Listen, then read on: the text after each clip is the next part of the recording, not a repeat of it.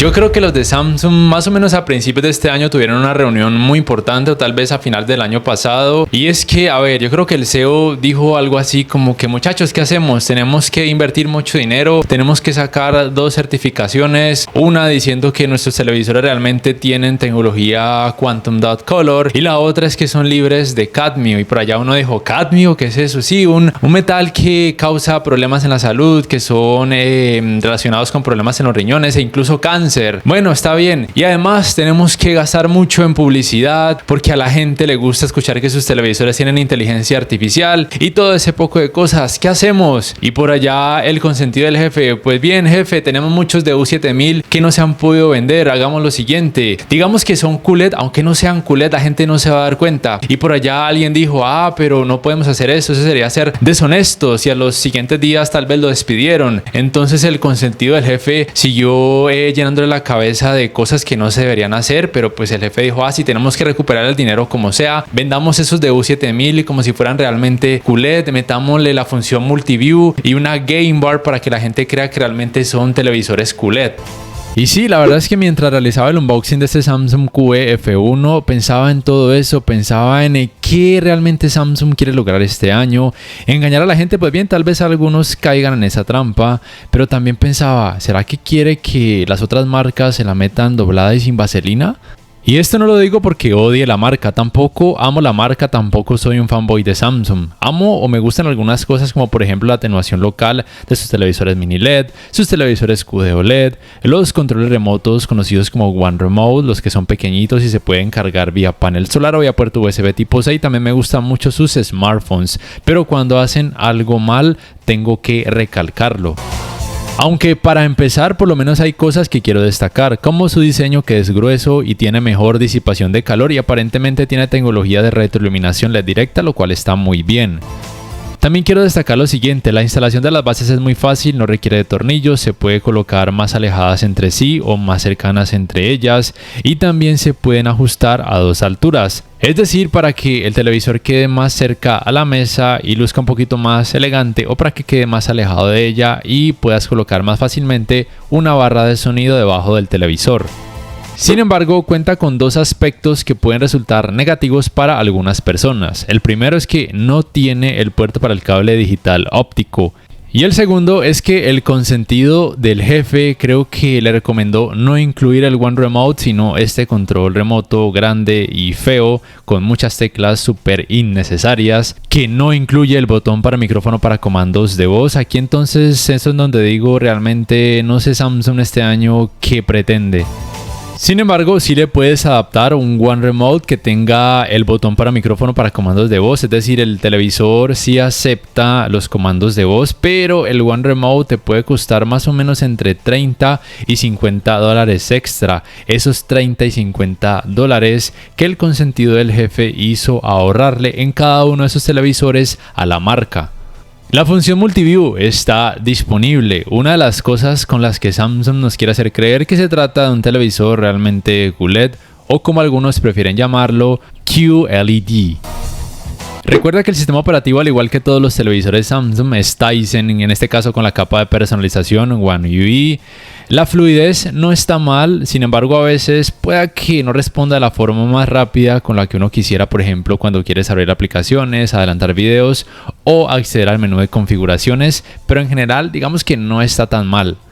Recuerda, por si no lo sabías, que el sistema operativo no está basado en Android. No le puedes instalar archivos APK. Magis no lo puedes instalar, te tocaría instalarlo en una TV Box y adaptarla al televisor a un puerto HDMI. Tampoco le puedes instalar la Play Store. Y las aplicaciones nativas de este sistema operativo varían según cada país. Por ejemplo, Samsung TV Plus y la función de juego o Gaming Hub no está disponible en la gran mayoría de países. Lo que se conoce como Daily Plus y sus distintas funciones están disponibles en este modelo, y también encontrarás lo que antes se conocía como modo ambiente, ahora se conoce como arte, que no es más que algo para sacarte dinero.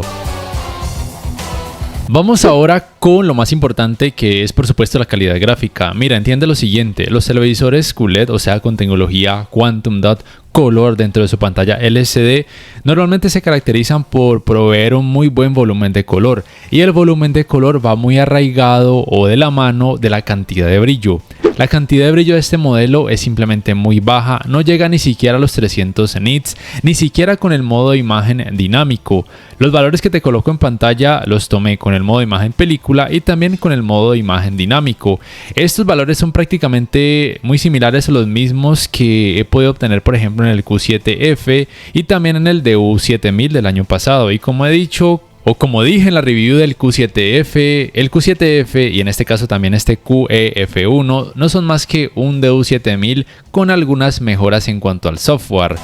Este televisor es para quien ame demasiado la marca Samsung y tenga un presupuesto relativamente bajo y pueda conseguir este televisor a un precio muy bajo. Esto lo digo porque por lo menos aquí en Colombia y en muchas tiendas de aquí de mi país, y tal vez pase lo mismo en otros países, se consigue a un precio muy elevado, sea cual sea el tamaño. Por lo menos en escenas oscuras no está tan mal. En esto le ayuda el hecho de que tenga panel VA y de que tenga una muy baja cantidad de brillo. En cuanto a la retroiluminación, dije que era LED directa. La verdad aún no estoy seguro, no lo he podido corroborar, pero por lo menos eso es lo que parece, lo cual estaría bien. Por cierto, aunque no cuenta con la función de atenuación local, sí tiene una función de atenuación general que Samsung decidió ponerle un nombre muy bonito y llamativo: Supreme Ultra HD Dimming. ¿Será que el consentido del jefe le sugirió ese nombre? Ahora bien, aunque el Q7F sí tiene tecnología de retroiluminación LED directa, como te decía, aún no he podido corroborarlo, y esto lo menciono porque en algunas escenas, aunque la cámara lo exagera un poco, se percibe una muy leve nubosidad de forma horizontal que a veces generan los televisores con LED Edge. Pero démosle el beneficio de la duda, no creo que sean tan descarados, ¿o sí? Bueno, por lo menos la uniformidad de colores grises no está mal, con poco efecto de pantalla sucia. Y es que al ver contenido con mucho volumen de color, creo que el efecto de pantalla sucia no es perceptible. El escalado de imagen no es malo, de hecho me parece que es bueno. Aquí creo que Samsung invirtió mucho en publicidad, haciéndonos creer que se hace por medio de inteligencia artificial. La verdad no sé si sea cierto o si estén errados, pero el trabajo está bien. Es un resultado suave, pero simplemente recuerda que ningún televisor 4K te va a mostrar resultados en 4K cuando la resolución del contenido sea baja. No te dejes engañar si te prometen lo contrario. Los ángulos de visión obviamente no son buenos porque el televisor tiene panel VA y estos resultados son normales en cualquier televisor con panel VA. No me parecen tan terribles, pero como ves, tampoco son buenos. El manejo del movimiento es aceptable, digamos que puede reducir considerablemente la cantidad del efecto conocido como temblor o vibración, y realmente los artefactos o deformaciones que se perciben cuando hay barridos de cámara o movimientos rápidos al aplicar esta mejoría digital no me parecieron tantos ni tan molestos. Vámonos con el área gaming. Para eso utilizo como ejemplo la consola Xbox Series X. Obviamente hay que activar el modo juego y el televisor es compatible con todo lo que te muestro. No es compatible con frecuencia de actualización variable, no es compatible con los 120 Hz y obviamente al igual que todos los televisores Samsung tampoco es compatible con Dolby Vision. Esta es la famosa Game Bar con sus distintas funciones, como por ejemplo hacer aparecer una mira en pantalla. La función de zoom por alguna razón en este tipo de modelos no está disponible, tampoco lo que se conoce como HDR10+ para gaming, aunque lo considero innecesario. Dije que no era compatible con frecuencia de actualización variable, pero por lo menos cuenta con esta función Motion Plus que realmente sí le ayuda a mejorar el manejo del movimiento y se nota especialmente con videojuegos que obviamente tengan escenas muy rápidas. Y lo más importante de la Game Bar, los modos de imagen, que son estos, son bastantes, y se supone que el modo automático por medio de inteligencia artificial escoge el mejor modo de imagen que se acomode de una mejor forma al tipo de videojuego que vayas a utilizar. El input lag en la práctica no está mal, de hecho me parece que está muy bien y probablemente cualquier persona quedará satisfecha en esta área con este modelo. Y el rendimiento general de este QEF1 de Samsung no me pareció malo en esta área gaming, sino de hecho que está bien, o sea, es promedio, no es súper sobresaliente, pero por lo menos yo personalmente no percibí tanto efecto ghosting. Obviamente existe, pero es muy mínimo, es muy leve. En la mayoría de ocasiones no es molesto, teniendo en cuenta que es un televisor que para mí es de gama de entrada, así de simple. Y el resultado en cuanto al calentamiento en pantalla, digamos que es normal, es relativamente bajo y es una de las cosas que me hacen pensar que este televisor no tiene LED Edge porque no tiene sobrecalentamiento en la parte baja de la pantalla, sino que tiene probablemente una LED directa. Esperemos que así sea, que sería lo mejor. Para terminar, te hablo primero del sistema de altavoces que tiene este televisor. Como siempre he dicho, los televisores Samsung no destacan por tener un sistema de altavoces demasiado potente porque ellos promocionan mucho sus barras de sonido y su tecnología Q-Symphony. Digamos que el sistema de altavoces de este QEF1 no destaca por su potencia, pero por lo menos es nítido.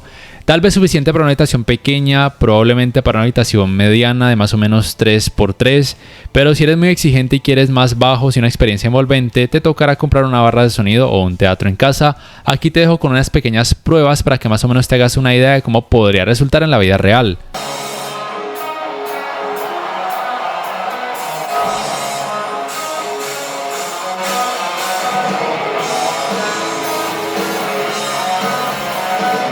Tú eres la mejor socia empresarial del mundo.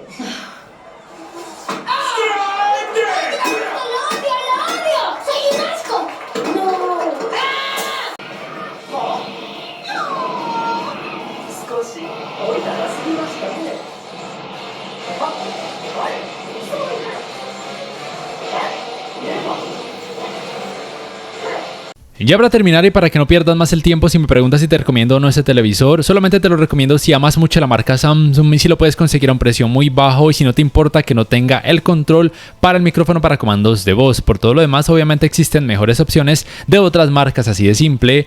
Por favor, déjame saber en la caja de comentarios qué piensas acerca de este modelo, lo comprarías sí o no y por qué. Te recuerdo que puedes apoyar mi canal, bien sea por medio de Baki, también por medio de Patreon, también haciendo compras a través de los links de referidos que dejo en la descripción y en el primer comentario. También dale click al botón like si este video te ha gustado, suscríbete a mi canal si no lo has hecho y activa la campanita de notificaciones para que puedas saber al instante cada vez que subo un nuevo video. Muchas gracias por ver y hasta la próxima.